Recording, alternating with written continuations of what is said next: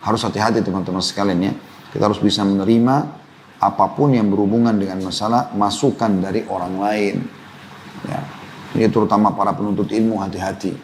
Karena saya melihat sekarang ada penyakit di tengah-tengah penuntut ilmu ini, baru setahun, 2 tahun, 10 tahun menuntut ilmu, sudah dianggap dirinya syekh, seorang ulama. Ya. Bahkan berani menghardik gurunya sendiri yang pernah dia belajar darinya, menyalahkan si fulan, mentahdir si fulan, dan seterusnya. Ini na'udzubillah, ini akhirnya membuat dia tidak sibuk dengan ilmu, sibuk dengan ghibah, ya, mencari kesalahan-kesalahan orang. Ini bahaya sekali. Sabilud dumu'i sabilun murih, tanahada ya sahi kay tastarih. Teman-teman sekalian, dosa yang paling pertama kata ulama Allah subhanahu wa ta'ala dimaksiati adalah kesombongan. Dan itu yang terjadi pada iblis. Semoga Allah melaknatnya. Ya. Dia diperintahkan oleh Allah subhanahu wa ta'ala untuk sujud kepada Adam. Dan bukan karena Adamnya, tapi karena perintah Allah subhanahu wa ta'ala. Allah gambarkan dalam surah Al-Baqarah ayat 34. A'udhu billahi minasyaitonir rajim. Wa idh qulna lil malaikati isjudu li Adam. Wa idh qulna lil malaikati isjudu li Adam fasajadu illa iblis aba wastakbara wa kana minal kafirin. Ada kalimat wastakbar. Dan ingatlah ketika kami berfirman kepada para malaikat, sujudlah kalian kepada Adam. Tentu ini bukan sujud penghambaan kepada Adam alaihissalam, tapi bentuk kepatuhan kepada Allah subhanahu wa ta'ala. Mirip dengan kita sujud menghadap Ka'bah, bukan karena Ka'bahnya, tapi karena perintah Allah subhanahu wa ta'ala. Jadi kalau Anda tanya kepada Anda, ada yang bertanya, kenapa kalian umat Islam sujud kepada Ka'bah? Itu kan batu. Kok jawaban kita bukan karena Ka'bah ya, tapi karena perintah Allah. Kalau perintah Allah subhanahu wa ta'ala sujud menghadap laut, kita menghadap laut. Ke pohon, kita menghadap pohon. Maka ini bukan sujud penghambaan kepada Adam, tapi justru kepatuhan kepada Allah SWT yang memerintahkan. Mirip dengan perintah Allah agar anak patuh pada orang tuanya, istri patuh pada orang tuanya, gitu kan. Masyarakat patuh pada pemimpinnya, ini semua bagian daripada syariat Allah SWT. Dan ingatlah, maksudnya pelajarilah ketika kami berfirman kepada para malaikat, sujudlah kalian kepada Adam, maka sujudlah mereka semua, para malaikat kecuali iblis. Ia enggan dan takabur. Tadi mustakbir. Ya. Wastakbar. Dan dia sombong. Dan ia termasuk orang-orang yang kafir. Qatada berkata, radhiyallahu anhu tentang ayat ini, iblis hasad kepada Adam alaihissalam dengan kemuliaan yang telah Allah berikan kepada Adam. Iblis berkata, saya diciptakan dari api, sementara Adam diciptakan dari tanah. Kesombongan inilah yang pertama kali terjadi. Iblis sombong dengan tidak mau sujud kepada Adam. Diambil dari tafsir Ibnu Katsir, jilid 1 halaman 114.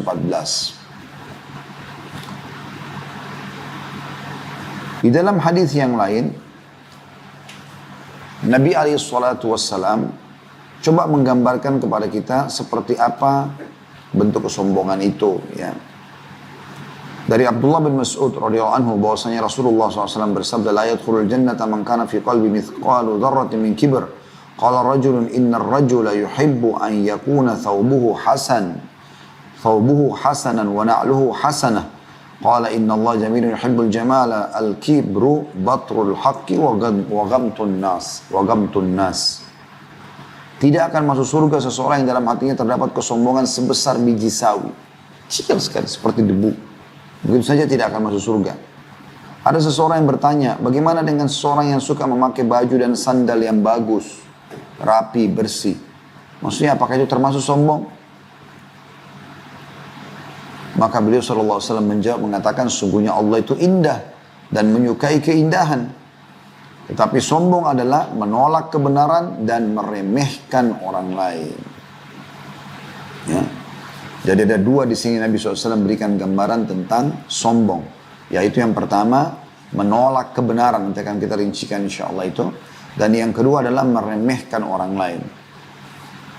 Nah, ini termasuk jenis kesombongan. Ada dua jenis kesombongan. An-Nawawi berkata rahimahullah tentang hadits ini. Hadits ini berisi larangan dari sifat sombong. Yaitu menyombongkan diri kepada manusia. Merendahkan mereka. Serta menolak kebenaran. Diambil daripada Syarah Sahih Muslim, ya, yang ditulis oleh Imam Nawawi rahimahullah, jilid 2 halaman 163. Kalau sombong yang pertama, ya, yang disebutkan dalam hadis yaitu batarul haq, menolak kebenaran. Ini ada rincian para ulama tentu berhubungan dengan masalah sombong yang pertama ini, ya. Yaitu sebagaimana dinukil dari tulisan Syekh Muhammad bin Shalih Al-Utsaimin rahimahullah dalam Syarah Riyadhus Shalihin di jilid 2 halaman 301, beliau mengatakan kesombongan ada dua macam, yaitu sombong terhadap hak dan sombong terhadap makhluk. Hal itu diterangkan oleh Nabi SAW di dalam sabda beliau, sombong adalah menolak kebenaran dan suka meremehkan orang lain.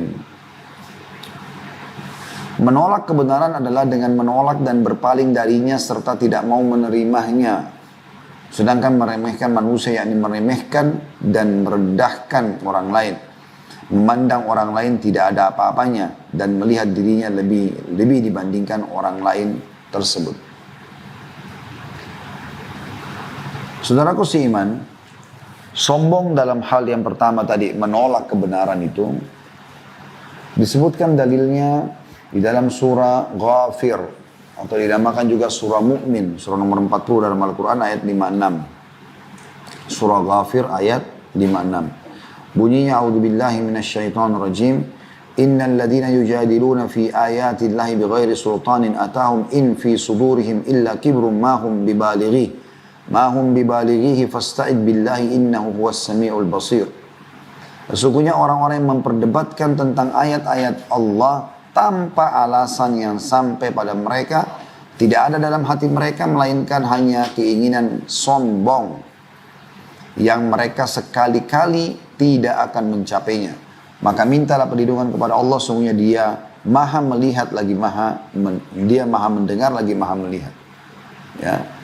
Jadi Allah Subhanahu wa taala memastikan orang-orang yang tidak mau mendengar penyampaian agama Allah Subhanahu wa taala, dinasihati, jangan lakukan ini, karena Allah berfirman seperti ini, Rasulullah SAW bersabda seperti ini, dia tidak mau dengar. Diluruskan kesalahannya justru malah marah, ngambek, boikot orang lain, ya. Atau bahkan begitu ketahuan, ya, boroknya, kesalahannya, ya, aibnya, coba dinasihati malah dia melawan, malah dia sengaja menyerang balik, ya, bukannya malah mengambil manfaat daripada nasihat-nasihat orang. Para sahabat berlumba-lumba untuk bisa mengejar menjadi orang yang tidak sombong, ya. Sampai Umar bin Khattab radhiyallahu anhu pernah mengiklankan, yang menyampaikan di masjid Nabi SAW setelah Nabi SAW meninggal di zaman khilafahnya beliau, agar seluruh wanita tidak memahalkan maharnya. Maka ada seorang ibu duduk mengatakan, wahai Amir Mukminin, bagaimana bisa Anda melarang kami untuk menentukan mahar sementara Allah sudah menyebutkan dalam Al-Quran?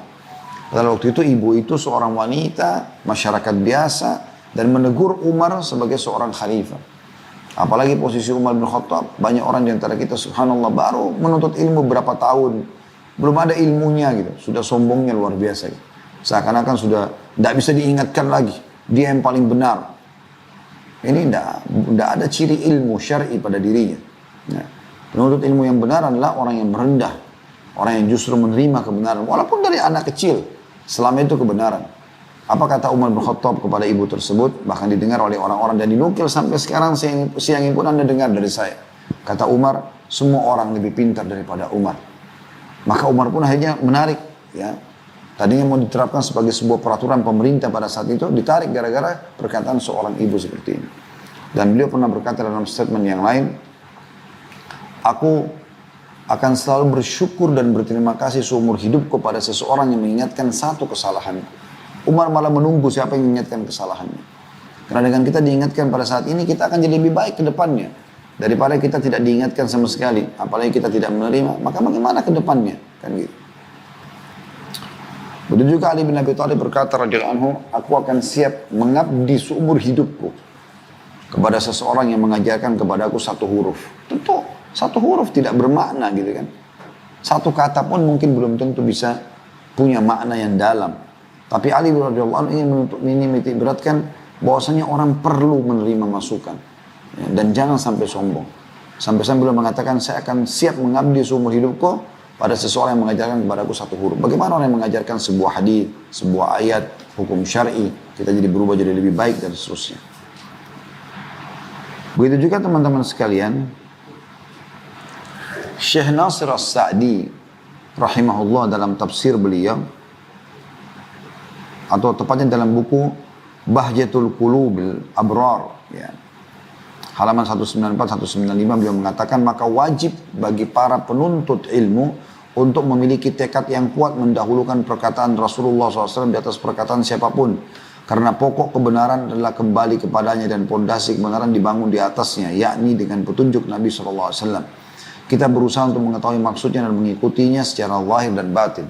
Ya, atau secara batin dan zahir. Maksudnya, jangan sampai sombong kalau disampaikan kepadamu, ya, apapun yang berhubungan dengan ajaran Nabi SAW. Karena syariat semua dari beliau. Ya. Ada orang begitu, subhanallah, diingatkan malah sombongnya luar biasa. Bahkan saya pernah menemui ada orang penuntut ilmu, ya, sampai mengatakan kepada orang-orang sejawat dengan dia kan, udahlah nggak usah ngomong begitu sama saya sudah paham. Ya. Jangan bicara begitu sama saya lebih tahu daripada kamu. Na'udzubillah. Ya. Kelihatan sombongan nyata dalam dirinya. Orang seperti ini tidak akan diberikan oleh Allah SWT penerimaan di tengah-tengah manusia. Nanti akan kita jelaskan lawan dari sombong insya Allah di penutupan materi kita, agar kita justru menghilangkan 100% sifat sombong dan kita gantikan dengan sifat itu, yaitu sifat tawadhu, merendah. Dan kita akan sebutkan juga insya Allah keutamaannya. Sifat orang muslim dan muslimah, bila Allah dan Rasulnya menyampaikan sesuatu, maka mereka menerima, bukan justru sombong dengan menolak. Ya. Karena Nabi SAW menggambarkan sini menolak kebenaran. Disampaikan tidak mau dengar. Sebagaimana Allah gambarkan dalam surah Al-Ahzab ayat 36. Surah nomor 33 ya. A'udzubillahi minasyaitonirrajim. Wa ma kana li mu'minin wa la mu'minatin idza qada Allah wa rasuluhu amran an yakuna lahumul khiyaratu min amrihim. Wa man ya'si Allah wa rasulahu faqad dhalla dhalalan mubina. Dan tidaklah patut bagi mukmin laki-laki dan mukmin perempuan apabila Allah dan Rasulnya telah menetapkan satu keputusan atau ketetapan, akan ada bagian mereka atau ada pilihan lain bagi mereka tentang urusan mereka. Jadi orang mukmin laki-laki dan perempuan tidak akan punya pilihan lain. Walaupun mereka tidak faham. Ya, saya berapa kali subhanallah mendapatkan ada sebuah tema yang saya fahami selama ini. Saya dengar dari teman-teman, saya nukil dari beberapa guru gitu kan. Berjalan waktu saya sempat sampaikan dalam ceramah, ternyata ada kekeliruan di situ. Saya tidak pernah merasa ini orang menyerang saya, enggak. Saya menganggap itu adalah sebuah pemasukan yang sangat positif. Malah lebih baik saya sudah diingatkan oleh Allah SWT di dunia sebelum di akhirat. Kita bisa perbaikin. Dan itu harus menjadi ciri kita sebagai seorang muslim dan muslim. Menerima masukan kalau emang itu keliru gitu kan. Atau mungkin ada dalil yang lebih kuat. Saya pernah tanyakan itu kepada guru kami Syekh Shalih Suhaimi. Saya mengatakan ada beberapa materi yang saya sampaikan, tema. Selama ini saya yakini sebuah kebenaran. Ya, karena saya betul-betul yakin saya pelajari gitu kan. Ternyata berjalan waktu itu pendapat yang marjuh, bukan pendapat yang didahulukan. Pendapat yang rajih gitu kan. Atau kadang-kadang mungkin kita belum menelusurinya, karena kan tidak selamanya orang selalu ngambil ilmu dari talaki dari seorang guru. Mungkin dia pernah dengar dari teman-temannya lagi ngobrol dalam sebuah majelis. Mungkin terlintas sebuah tulisan tidak ada referensinya. Terus kemudian dianggap itu bagus, dia yakini berjalan dalam hidupnya. Itu normal terjadi kan gitu. Kemudian saya bilang, saya alhamdulillah menerima itu Syekh, saya bilang. Dan saya coba perbaikin. Tapi ada sebagian orang justru terus saja menjadikan itu sebagai bola salju, seakan-akan itu sudah satu kesalahan yang harus membuat kita berhenti berdakwah. Kata beliau subhanallah, ya, maha suci Allah, beliau mengatakan, itu tidak ada kecuali tanda-tanda hasad, iri dari orang-orang. Dan saya sendiri, kata beliau, sebagai seorang pengajar yang sudah senior di Masjid Nabawi, ya, menjadi rujukan para ulama atau para da'i dunia ini yang sudah mengenal sunnah Nabi SAW dalam masalah akidah. Dia mengatakan, saya pernah berpegang pada pendapat, lalu saya kembali dari pendapat itu. Setelah saya diskusi dengan beberapa juga ulama yang mengajar di Masjid Nabawi, ya, itu bukan aib. Tinggal mengatakan, saya pernah berkata begini, maka sekarang saya tarik misalnya. Atau kita menarik cuplikannya, kita tidak lagi menyampaikannya, lalu kemudian kita coba menyampaikan yang hak setelah itu. Allah SWT maha tahu niatnya. Maka itu dijelaskan atau makna kurang lebih surah Al-Ahzab ayat 36. Juga ayat 6, juga surah Nisa ayat surah nomor 4 ayat 65. Allah Subhanahu wa taala berfirman, "A'udzu billahi minasyaitonir rajim. Fala wa rabbika la yu'minuna hatta yuhakkimuka fima shajara bainahum thumma la yajidu fi anfusihim harajan mimma qadaita wa yusallimu taslima." Maka demi Tuhan Muhammad, mereka pada hakikatnya tidak beriman hingga mereka menjadikan kamu hakim terhadap perkara yang mereka perselisihkan. Kemudian mereka tidak merasa dalam hati mereka sesuatu keberatan terhadap keputusan yang kamu berikan. Dan mereka menerima dengan sepenuhnya. Mereka menerima dengan sepenuhnya. Jadi kita bisa lihat bagaimana Allah Subhanahu wa taala memastikan di sini kalau ciri orang beriman, mukmin dan mukminah, mereka selalu menerima masukan. Mereka tidak menolak selama itu kebenaran. Walaupun yang sampaikan dia anak kecil. Saya pernah disampaikan oleh istri saya. Pada saat anak saya pertama saya masukkan di TK. Masih di TK. Kemudian belajar hadis. Rupanya salah satu hadis yang dihafalkan itu adalah la yashrabanna ahadukum qa'ima. Kata Nabi SAW, janganlah seseorang antara kalian itu minum sambil berdiri. Saya pulang dari taklim waktu itu, istri saya menceritakan. Tadi waktu saya ambil air, ya, minum, kemudian saya berdiri dekat kulkas minum. Terus anak kita mengatakan, Umi kena hadis. Itu masih TK. Kemudian dia mengatakan, Rasulullah SAW bersabda, la yashrabanna ahadukum qa'ima. Lalu diterjemahkan, janganlah seseorang dari kalian minum sambil berdiri. Gitu.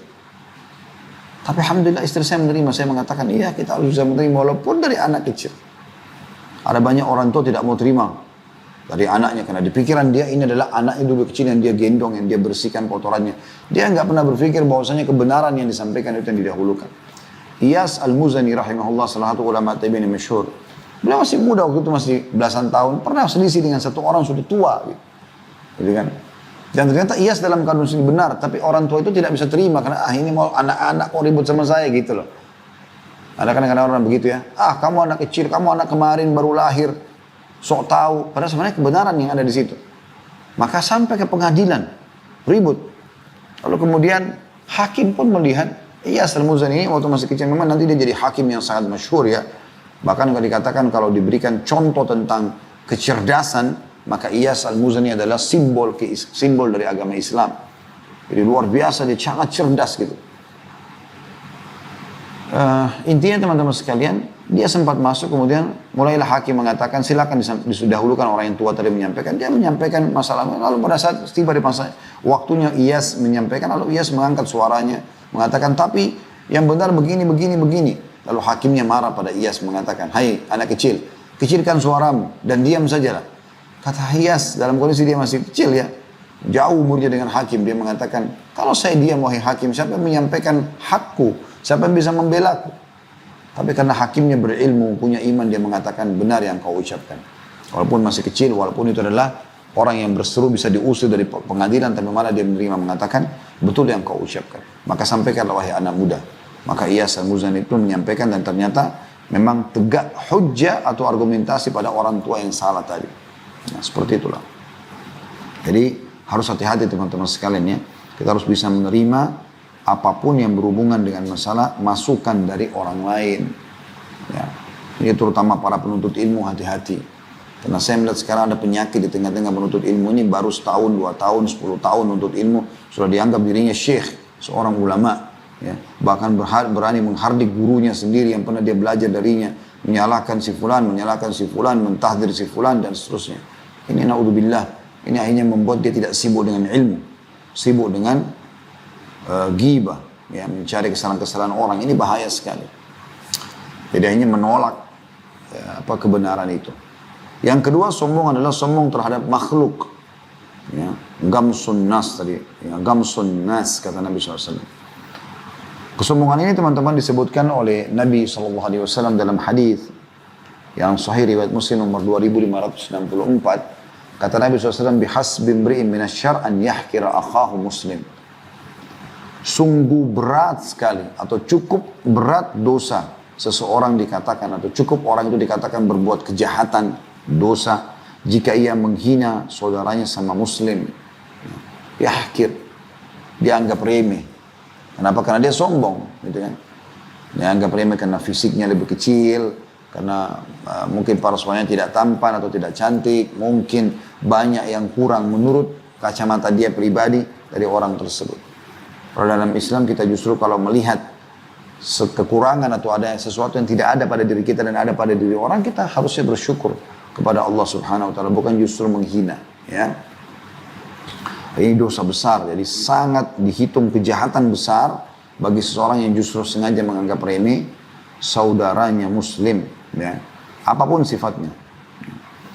Kata para ulama, di antara bentuk kesombongan terhadap manusia adalah sombong dengan pangkat dan kedudukan, ya. Karena merasa dia punya juga beragam macam, ya, pin ataupun apalah perangkat-perangkat, simbol-simbol di bajunya, ya. Karena dia merasa dipanggil, ya, dengan istilah-istilah tokoh masyarakat, ya, di tengah-tengah masyarakatnya, ya. Atau dia baru dinobatkan, diangkat menjadi seorang manajer kah, direktur kah, dan seterusnya. Maka mulailah dia sombong. Saya begini, subhanallah, tidak akan bertahan lama. Ada orang-orang subhanallah yang masuk, keluar di kantor kami, gitu kan. Walaupun dia mahir di bidangnya, tapi karena kesombongannya, subhanallah, Allah hinakan, Allah keluarkan. Ya. Allah subhanahu wa ta'ala justru hinakan orang seperti ini. Begitu juga dengan sombong dengan harta. Ya, kalau anda diberikan oleh Allah SWT harta, rumah yang bagus, kendaraan yang bagus, tabungan, bisnis yang sukses, alhamdulillah, bersyukur. Merendah justru. Jangan justru itu membuat sombong, tidak mau lihat orang, ya. Jalannya dibuat-buat, dan seterusnya lah. Dalam sebuah hadis Bukhari kata Nabi SAW, seseorang bisa saja jalan dalam kondisi dia sombong, membanggakan bajunya, maka Allah tenggelamkan ke dalam bumi. Maka dia meronta-ronta dalam bumi itu sampai hari kiamat. Kata para ulama hadits, ini bisa saja terjadi di umat Muhammad SAW dan bisa terjadi setiap saat pada orang-orang yang sombong. Semoga Allah selamatkan kita dari sifat ini. Juga sombong dengan kekuatan dan kesehatan. Ya, ini juga masuk dalamnya. Merasa diri kekar, sehat, binaragawan, ya, atau apalah, ya. Tidak perlu sombong. Syukuri pada Allah SWT. Salim bin Abdullah bin Umar, cucunya Umar bin Khattab radhiyallahu anhu. Kata para ulama, yang paling mirip sama Umar bin Khattab ini cucunya, Salim namanya. Tinggi besar, tampan, kulitnya putih, badannya kekar, gitu kan. Dan merendah luar biasa, berilmu. Ya. Pernah satu kali di musim haji, karena orang pakai baju ihram, laki-laki kan terbuka bajunya. Terlihatlah bagian dada dan perutnya yang terbentuk kekar dan segala macam. Maka orang-orang pada mengatakan, wahai, kalau saya seingat saya kunianya, julukannya Abu Abdillah, ya.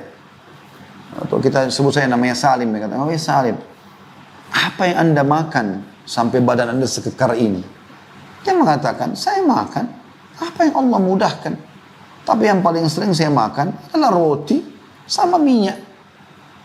Maksudnya itu makanan paling sederhana zaman dulu. Kalau orang miskin sekali, makanya roti kering disimpan berhari-hari, roti gandum sampai mengeras seperti batu. Kalau mau dilembutkan, dicelupin di minyak zaitun supaya bisa lembut sedikit baru makan. Dan itu rasanya, gitu kan. Ya, rasanya tidak pas, kurang pas lah, tapi cukup. Ya, beliau mengatakan saya makan, merendah malah merendah. Beliau tidak sama sekali sombong. Kalau kita sekarang subhanallah baru ikut fitness berapa hari, baru terbentuk sedikit sudah pamer.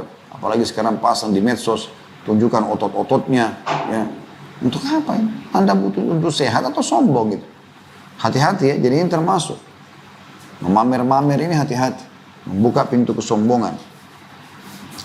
Begitu juga sombong dengan ilmu dan kecerdasan. Merasa lebih dari orang lain, lebih cerdas. Tidak, saudara. Ya. Belum tentu orang yang dulu di majelis kita lebih pintar. Saya subhanallah pernah ada majelis di Jakarta. Kemudian ada satu orang masuk dalam majelis, muka orang Arab orang ini. Tapi saya nggak pernah lihat dia di majelis, karena teman-teman di depan ini saya biasa lihat gitu pada saat belajar.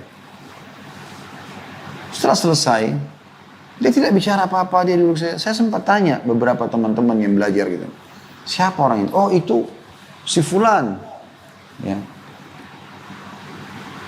Beliau ternyata hafidh Quran 30 juz dan dosen di Libya, di Universitas Saudi yang ada di Pejaten di Jakarta. Dan saya tahu betul beliau ini. Maksudnya setelah itu akhirnya saya punya persahabatan alhamdulillah sampai hari ini. Saya tahu beliau seorang ahli ilmu. Tapi Masya Allah datang ke majelis kita duduk gitu. Saya sampai mengatakan, ya akhi, antum lebih layak untuk mengisi. Dia bilang tidak, saya mau belajar. Merendah. Ya, mereka belajar dalam majelis. Saya pernah duduk di majelis Syekh Atiyah, rahimahullah, salah satu ulama di Masjid Nabawi. Dan saya temukan di sebelah kami, itu dosen-dosen kami yang mengajar di Madinah. Di kampus dosen, duduk sama murid-muridnya, sama mahasiswanya. Di majelis ulama, padahal mereka itu sudah doktor. Mereka sudah luar biasa. Jenjang pendidikan akademiknya sudah sampai pada level tertinggi lah. Tapi mereka tidak pernah merasa sombong. Mereka dulu di majelis ilmu, mereka masih bawa kertas. Mereka masih menulis. Gitu kan. Begitu kalau ilmu itu berbekas pada diri seseorang. Nggak diikuti dengan kesombongan. Jadi kapan menganggap remeh orang, ini nggak paham, hati-hati, ya. Kemudian sombong juga dengan bentuk tubuh, ya, dan kelebihan-kelebihan lainnya. Dia merasa lebih dibandingkan orang lain dengan kelebihan-kelebihan tersebut. Padahal kalau kita renungi, siapa yang memberi harta, kecerdasan, pangkat, kesehatan, bentuk badan yang indah? Anda tanya. Tentu semua murni hanyalah nikmat dari Allah Ta'ala. Jika Allah berkehendak, sangat mudah bagi Allah untuk mencabut kelebihan-kelebihan tersebut. Pada hakikatnya manusia tidak memiliki apa-apa. Lantas mengapa dia harus sombong terhadap orang lain? Ya. Anda tentu tidak asing lagi dengan kisah 3 orang yang Nabi SAW sampaikan, ya. Kisah tentang si botak, ya. Kemudian orang yang rusak kulitnya, dan orang buta. Gitu. Kata Nabi SAW, dulu orang sebelum kalian, ada 3 orang ini didatangi oleh malaikat. Pertama didatangi orang, seingat saya ya, ini mungkin kalau urutannya keliru, tolong saya dimaafkan dan saya beristighfar kepada Allah. Tapi ini salah satunya, saya cuma khawatir urutannya. Tapi ini kisahnya sahih. Datanglah malaikat ini kepada orang yang botak, kemudian bertanya kepada dia, apa yang paling kamu sukai? Dia mengatakan rambut yang indah, gitu kan? Supaya orang tidak lagi menghinaku. Lalu tiba-tiba malaikat itu mengusap kepalanya, tumbuh rambutnya. Lalu ditanya oleh malaikat tersebut, harta apa yang paling kau sukai? Dia mengatakan, unta. Maka kata malaikat tersebut, menjelma jadi sosok manusia, pergilah ke sebelah gunung ini, ada lembah, kau akan temukan unta di sana, ambillah. Maka dia pun ke sana, ternyata ditemukan ada unta betina, kalau nggak salah, lagi mengandung, ya. Diambil lalu kemudian dia kembangkan menjadi peternakan unta yang besar, jadi kaya raya. Kemudian malaikat datang kepada orang yang kedua, yaitu orang yang kulitnya rusak, ya, atau kena penyakit kulit. Maka malaikat bertanya, apa yang kau harapkan? Dia bilang kulit yang indah, supaya orang lagi tidak menghinaku. Lalu malaikat mengusapnya, sembuh kulitnya, penyakit kulitnya. Setelah itu, ya, malaikat bertanya, harta apa yang paling kau sukai? Dia bilang sapi. Kata malaikat, pergilah ke belakang bukit itu, kau akan temukan sebuah lembah, di sana kau akan temukan sapi. Maka dia datang ke sana, ditemukan sapi. Kalau nggak salah juga sama tadi ya, lagi mengandung sapi itu, atau sapi lah intinya. Ya, kemudian dia mengembangkan sapi itu sampai menjadi punya peternakan yang besar dan dia orang kaya. Datang juga malaikat kepada orang yang ketiga, itu orang buta. Dan ditanyakan kepada dia, apa yang kau suka? Dia bilang, mata, bisa melihat. Lalu malaikat mengusap matanya, bisa melihat tiba-tiba. Lalu kata malaikat, harta apa yang paling kau sukai? Dia bilang, kambing. Maka malaikat mengatakan kepada, seperti 2 temannya tadi, pergilah ke belakang bukit itu, kau akan temukan ada kambing, ambillah. Maka diambillah dan dikembangkan menjadi peternakan kambing yang besar, menjadi orang kaya raya. Beberapa tahun setelah itu, malaikat ini kata Nabi SAW datang lagi. Datang kepada orang yang pertama tadi, orang yang botak. Lalu kemudian menjelma seperti orang botak juga ya, seperti dia dulu dalam kondisi botak dan miskin. Lalu minta ketemu. Pada saat ketemu, dia mengatakan, saya meminta kepadamu, saya ini adalah orang terputus jalan, minta kepadamu seekor unta saja. Dari sekian ratus atau ribu ekor unta sekarang dia punya kaya raya gitu kan. Saya minta 1 ekor unta saja, yang saya bisa gunakan untuk membantu saya dalam perjalanan. Gitu kan. Maka dia mengatakan, memangnya kau pikir harta didapatkan, unta didapatkan begitu saja, atau harta didapatkan begitu saja? Lalu dia menolak. Dia mengatakan, hajatku banyak. Dia nggak mau. Maka kata malaikat tersebut, bukankah kau si fulan yang dulu kau botak seperti saya, lalu kemudian kau minta kepada Allah, lalu Allah sembuhkan. Maksudnya Allah SWT bukan minta ya, Allah SWT menyembuhkan kau. dan memuliakan kamu dengan peternakan ini. Dia mengatakan tidak. Saya memang dari lahir sudah tampan seperti ini dan juga saya sudah punya peternakan ini. Kata malaikat tersebut, semoga kalau kau bohong Allah kembalikan kau seperti semula. Baru beberapa langkah malaikat ini jalan, tiba-tiba rambutnya rontok, ya peternakannya diserang oleh hama, mati semua untanya, hilang semua hartanya. Malaikat datang kepada orang yang kedua, orang yang tadi kena penyakit kulit dengan gambar seperti dia, ya. Jadi awal dulu tuh dia miskin, penyakit kulit, orang jauhi dia. Kemudian dia mengatakan, saya Ibnu Sabil, kata malaikat ini, saya butuh 1 ekor sapi saja. Bantulah saya, berikan kepada saya. Dia mengatakan, hajat banyak. Ya, dia tidak mau saya kasih. Gitu. Ya. Maka kata malaikat tersebut, bukankah kau dulu si fulan yang seperti saya punya penyakit kulit, kemudian Allah sembuhkan dan Allah berikan kau sapi sehingga kau bisa jadi kaya raya begini? Dia bilang tidak. Ini semua turun-temurun. Ya. Dan memang kulit saya bagus, saya ya tidak ada ini sapi juga turun-temurun kekayaan. Kata malaikat, semoga kalau kau bohong Allah kembalikan kau. Baru berapa langkah dia melangkah, ternyata Allah buat kulitnya kembali rusak, wa na'udzubillah. Kemudian Allah binasakan hewan-hewan ternaknya, sapinya, matilah.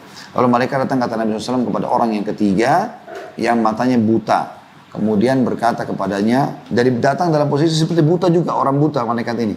Kemudian berkata, hai fulan, saya adalah Ibnu Sabil, orang terputus jalan. Dan saya butuh bantuan. Ya, saya cuma butuh seekor kambing saja, supaya membantu saya. Maka kata orang buta tersebut, sesungguhnya orang ini telah menimpa apa yang telah menimpaku dulu.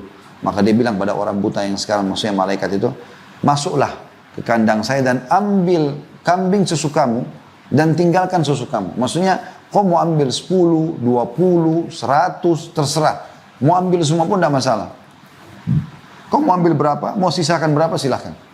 Maka malaikat tersebut mengatakan, sungguh, semoga Allah berkahi ya, hartamu, sungguh telah binasa kedua temanmu dan telah selamat engkau. Aku adalah utusan Tuhanmu malaikat yang datang untuk menguji kalian. Jadi kita bisa lihat karena dua orang ini sombong, maka Allah subhanahu wa ta'ala jatuhkan mereka. Banyak orang begitu keadaan di zaman sekarang ya. Dia padahal teman-teman sekalian, bukan aib kalau dia dulu miskin, kemudian sekarang dia kaya. Kenapa memang? Masalahnya apa? Ada yang malu karena dia menikah sama orang kaya. Misalnya seorang akhwat perempuan nikah sama laki-laki kaya tinggal di Jakarta misalnya. Dulu dia tinggal di kampung. Lalu dia malu kalau ibunya sama ayahnya datang dari kampung karena penampilannya masih kayak orang kampung, sederhana, mungkin pakai sendal jepit. Subhanallah. Ya, kenapa sombong sama orang tua gitu kan? Ya, malu dengan keadaan-keadaan yang tidak perlu malu. Ya. Malu itu teman-teman kalau melanggar hukum Allah subhanahu wa ta'ala. Kalau ada orang yang terus dengan kesombongannya, hukuman-hukuman Allah berat akan datang kepadanya di dunia dan di akhirat. Salah satu contohnya pernah ada dikisahkan dalam sebuah riwayat. Ya, riwayat ini disebutkan oleh Imam Muslim nomor 3766. An rajulan akala inda Rasulillah sallallahu alaihi wasallam bishimalihi. فقال صلى الله عليه وسلم كل بيمينك قال لا أستطيع قال لا استطعت ما منعه إلا الكبر قال فما رفعها إلى فيه. Ada seorang laki-laki lagi makan di hadapan Nabi SAW menggunakan tangan kiri. Sunnahnya pakai tangan kanan. Kata Nabi SAW, jangan kalian makan dan minum dengan tangan kiri karena syaitan makan dan minum dengan tangan kiri. Kita harus tangan kanan. Baca bismillah, ada adabnya. Ya. Maka Nabi SAW mengatakan, makanlah dengan tangan kanan. Dia mengatakan, saya nggak bisa ya Rasulullah. Maka Nabi SAW mengatakan, semoga kau tidak bisa. Sungguh, kau tidak melakukan itu, kecuali karena kau sombong. Maka setelah itu dia pun tidak bisa mengangkat lagi tangannya ke mulutnya. Maksudnya jadi stroke, jadi nggak bisa bergerak. Ya. Jadi harus hati-hati teman-teman sekalian. Kalau Anda bertanya, kenapa Ustaz dengan makan tangan kiri, apakah ciri orang sombong? Ya, tradisi demi tradisi selalu begitu. Dianggap kalau menggunakan tangan kiri itu kayak sebuah ya, kedudukan tersendiri. Dan itu hiasan syaitan. Ini juga teman-teman harus hati-hati ya. Saya melihat dari anak-anak saya pelajaran saja, saya selalu melihat makan tangan kanan. Saya biasakan dari kecil kasih ke tangan kanan. Saya bilang istri saya kasih tangan kanan. Subhanallah selalu saya teralihkan ke tangan kiri. Hampir semua anak saya begitu. Ya, saya tidak tahu kalau anak-anak anda ya, tapi saya lihat begitu. Nanti kita ingatkan tangan kanan, nah baru tangan kanan. Sudah mereka sudah dewasa, baru mereka lebih hati-hati dan sudah tertanam. Tapi yang masih kecil-kecil selalu begitu. Dikasih botol susu, tangan kanan. Ntar pindah ke tangan kiri. Diingatkan lagi, nah tangan kanan, baru pindah. Ntar tangan kiri lagi. Begitu terus. Jadi kita harus hati-hati memang. Akhirnya muncul nanti istilah, oh anak saya kidal. Nah, apa hubungannya? Itu kan karena tergantung Anda membiasakan. Dan bagaimana syaitan menghiasi dia. Anda mau bilang itu dominan otak sebelah kanan atau otak sebelah kiri, itu alasan Anda bisa sampaikan, silakan. Tapi kami punya teori syar'i. Ini adalah waswas syaitan. Ya, waswas syaitan. Menggunakan tangan kanan dalam makan dan seluruh aktivitas adalah tradisi Rasulullah SAW. Dalam hadis Bukhari dikatakan, kata Aisyah radhiyallahu anha, dan Nabi SAW sangat suka menggunakan sisi kanannya ya dalam setiap kegiatannya, kecuali kalau beliau sedang cebok atau yang lainnya. Tapi makan, minum, pakai sendal, pakai baju, sisir, semua sisi kanan. Seperti itu bagian dari syariat Allah Subhanahu Wa Taala. Sebagai gantinya teman-teman sekalian, supaya kita tidak sombong, kita tawadhu, merendah. Tapi saya ingin berikan gambaran dulu. Tawadhu ini teman-teman bukan menghinakan diri. Karena ada sebagian orang juga menganggap tawadhu itu merendahkan diri. Sehingga selalu saja merasa hina di depan orang. Nah, bukan itu. Ya, tawadhu itu pernah ditanya kepada Imam Hasan Basri rahimahullah. Dalam satu majlis di kota Basra, ada satu tradisi yang menarik sebenarnya. Semoga juga para ulama kita bisa melakukan itu ya. Jadi para ulama-ulama dulu punya tradisi sepekan sekali mereka duduk, pindah rumah dari satu rumah ke rumah yang lain. Tapi khusus untuk ulama-ulama, tidak dihadiri oleh orang awam. Mereka saling mendiskusikan masalah ilmu, masalah pertanyaan yang dilemparkan di dalam majelis mereka. Dan mereka masih bimbang dengan jawabannya supaya didiskusikan gitu kan. Dan kadang-kadang mereka membahas hal-hal yang mungkin dianggap remeh oleh orang-orang awam. Nah, kadang-kadang mereka sedang bahas tentang definisi. Ya. Yang kita temukan mereka memang sangat detail dalam definisi. Karena dengan memahami definisi sesuatu, kita akan jadi tahu ya, atau kita akan benar langkahnya ke depan. Maka kita temukan buku fikih itu disebutkan doa misalnya. Doa itu apa sih dari sisi etimologi, bahasa. Apa sih dari sisi terminologi, ya, istilahnya. Supaya orang tahu arahnya kemana. Gitu kan. Itu juga dengan sholat pasti ada definisinya, ya, definisi etimologi, terminologi. Itu juga dengan puasa, etimologi, terminologi, selalu begitu. Secara bahasa, secara istilah, seperti itulah. Nah sama dengan tawadhu. Mereka lagi bahas tawadhu pada malam itu di rumah salah satu ulama di kota Basra. Lalu masing-masing memberikan definisi, tawadhu itu begini, tawadhu itu begitu. Dan Hasan Basri rahimahullah dikenal dengan alimnya ulama. Gurunya para ulama. Ulama-ulama itu belajar dari beliau juga. Gitu. Luar biasa ilmunya. Semoga Allah SWT berikan kita ilmu yang seperti beliau, bahkan lebih insya Allah. Maka Hasan Basri rahimahullah waktu itu ditanya oleh teman-temannya para ulama yang lain. Wahai Abu Abdurrahman, sehingga saya itu kunyanya. Anggaplah dikatakan, wahai Hasan Basri. Semua orang sudah menyampaikan definisi. Tinggal Anda saja. Kami mau dengar dari Anda. Maka semua mata tersorot kepada beliau. Lalu beliau mengatakan, kalian sudah banyak menyampaikan definisi. Kalau kalian mau dengar dari saya, bagi saya tawadhu adalah janganlah engkau melihat siapapun di hadapanmu seorang muslim kecuali kau merasa atau menanamkan dalam dirimu dia lebih baik daripada kamu. Kalau dia lebih mudah, katakan dia lebih sedikit dosanya. Kalau dia lebih tua, berarti katakan dia lebih banyak amalnya. Itu kan luar biasa. Bagaimana kita bertawadhu. Allah SWT menyebutkan atau memuji hamba-hambanya yang bertawadhu ini dalam surah Al-Furqan ayat 63. A'udzu billahi minasyaitonir rajim wa ibadur rahmanil ladzina yamshuna 'alal ardi hauna wa idza khatabahumul jahiluna qalu salama. Dan hamba-hamba Tuhan yang Maha Pengasih, Allah SWT, Allah sayang sama mereka, adalah orang-orang yang berjalan di atas bumi dengan rendah hati. Tawadhu. Ya, mendahulukan orang lain, iya. Gitu kan?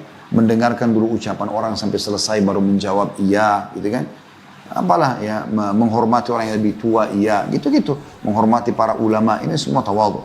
Dan apabila orang jahil menyapa mereka, dia ajak berkelahi, bertengkar, ribut dengan orang jahil, nggak paham agama.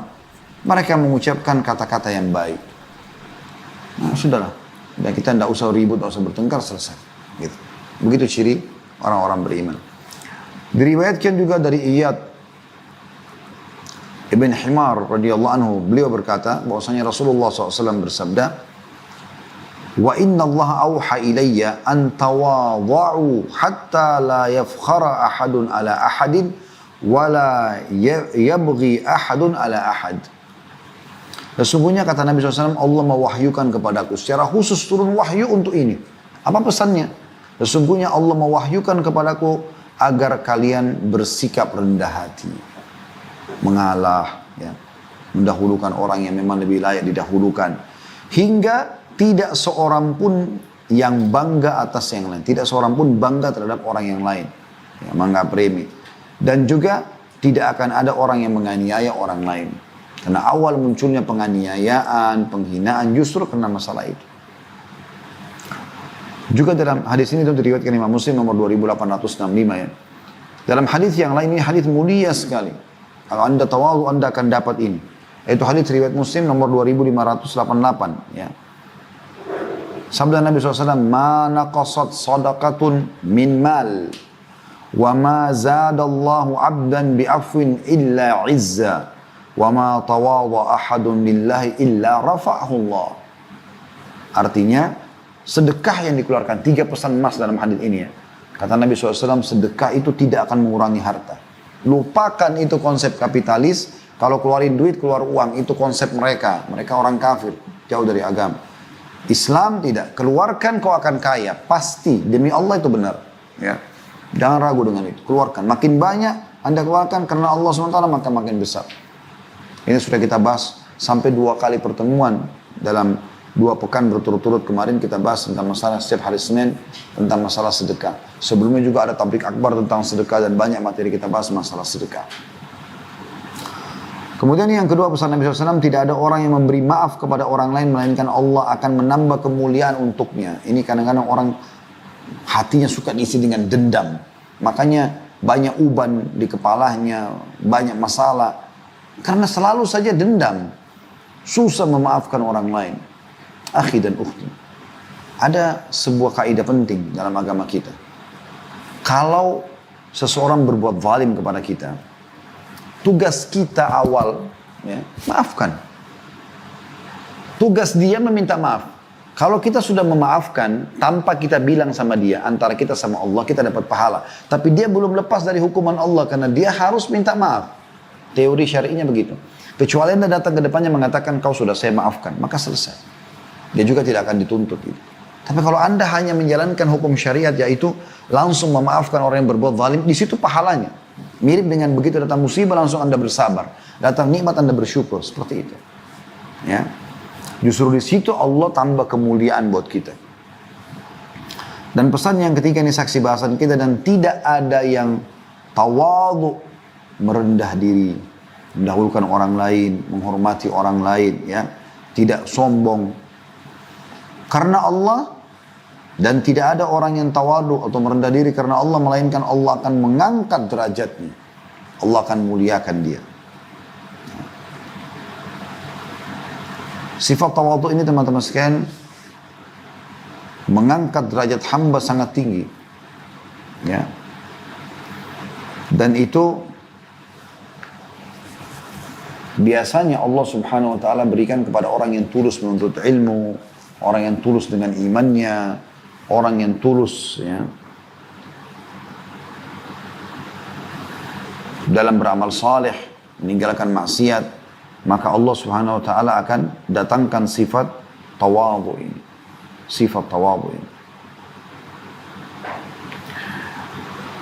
Dinukil dalam buku Bahjatul Qulubul Abrar yang halaman 110,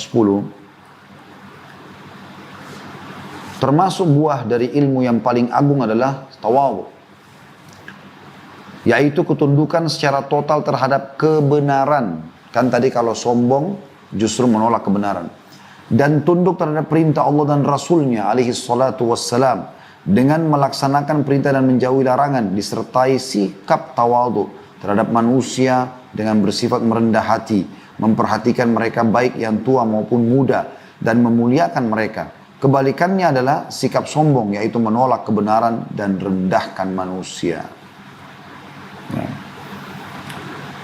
Pernah teman-teman sekalian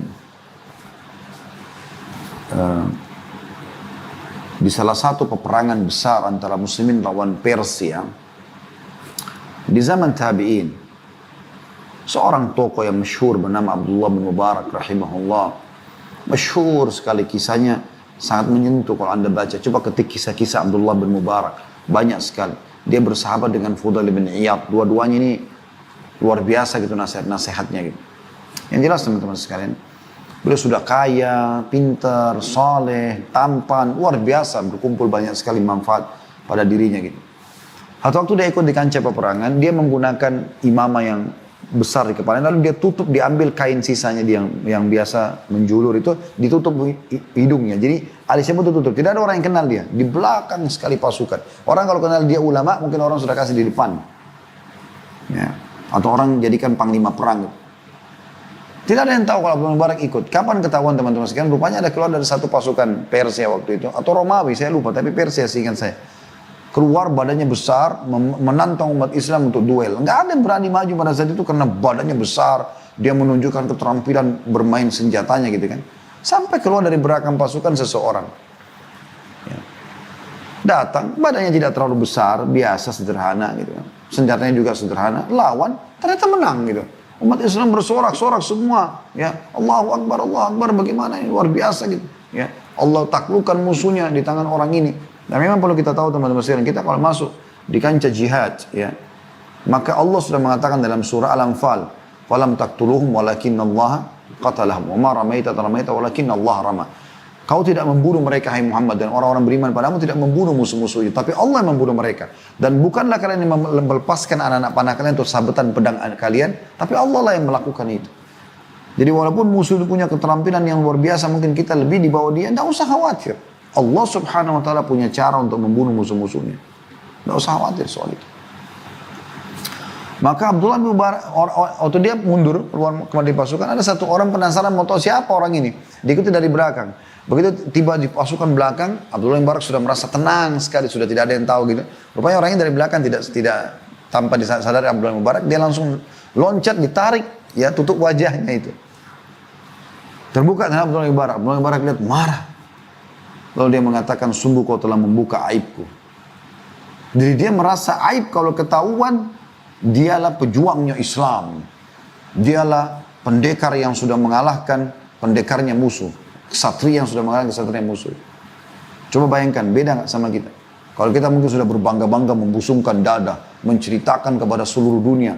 Kalau zaman kita sekarang ekspos kehebatannya. La hawla wa la quwata illa billah. Imam Az-Zahabi rahimahullah berkata, kesombongan yang paling buruk adalah orang yang menyombongkan diri di hadapan manusia dengan ilmunya. Merasa dirinya besar dengan kemuliaan yang dia miliki. Bagi orang tersebut tidak bermanfaat ilmunya untuk dirinya. Barang siapa yang menuntut ilmu demi akhirat, maka ilmunya itu akan menimbulkan hati yang khusyuk serta jiwa yang tenang.